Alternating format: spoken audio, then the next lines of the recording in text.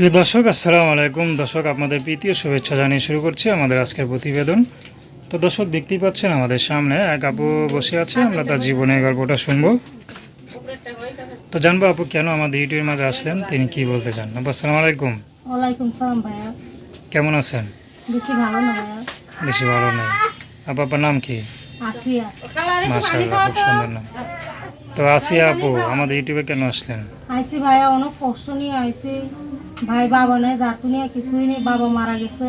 ভাই একটা প্রতিবন্ধী, মাটা অসালু। আমি মানুষের বাসা বাড়িতে কাজ করি, কাজ করে মাইরে ভাইরে চলাই। যদি একজন ভালো মনের মানুষ পাই, সে যদি ভালোবাসে, সে যদি আমার পাশে থাকে, বিপদে যদি আমার হেল্প সুবিধা করে, তাকেই আমি জীবনসঙ্গী বানাবো, তাকেই আমি জীবনসঙ্গী বানাবো, তাকে আমি বিয়ে করবো। সে সারাটা জীবন পাশে থাকে, তার জন্য আমি সারাটা জীবন আমি পাশে থাকবো। তো আপনার কি বিয়ে হয় নাই? বিয়ে হয়নি ভাই। তো এত বয়স হয়ে গেছে, এখনো বিয়ে শাদী করেন নাই, কারণটা কি?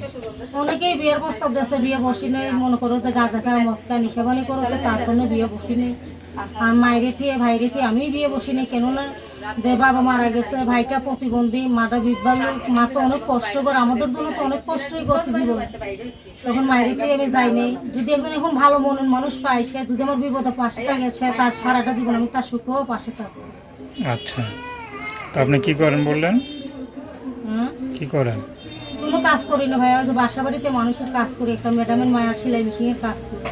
আচ্ছা, তো এখন কেমন পুরুষ পেলে বিয়ে করবেন? আপনার তো বিয়ের বয়স চলে যাচ্ছে, এর মধ্যে। হোক জোয়ান হোক, যেমনই হোক, আমি একটা বিবাহিত লোক চাই। সে যেন বুড়া মানুষ, সে আমার দুঃখ বুঝে। যার বউ চলে গেছে, ওয়াইফ মারা গেছে, আমি তার কাছে বিয়ে বসবো, তার কাছে আমি জীবন সঙ্গী করবো। আচ্ছা দর্শক, আপনারা যদি আসি আবার কথা শুনে ভালো লাগে, তার সাথে যোগাযোগ করতে চান, সে যদি আমার ভালোবাসে পাশে থেকে, সে যদি একটা সেলাই মেশিন কিনে দেয়, তারই আমি জীবন সঙ্গী তার বানাবো। নাম্বারটা হচ্ছে 01825247405। তো দর্শক, প্রেম ভালোবাসা, সাহায্য সহযোগিতা, বিয়ে শাদী করা একান্ত আপনাদের ব্যক্তিগত ব্যাপার। তো আসুন আমরা 5 ওয়াক্ত নামাজ পড়ি, সর্বদা দেশের সেবা করি। আসসালামু আলাইকুম।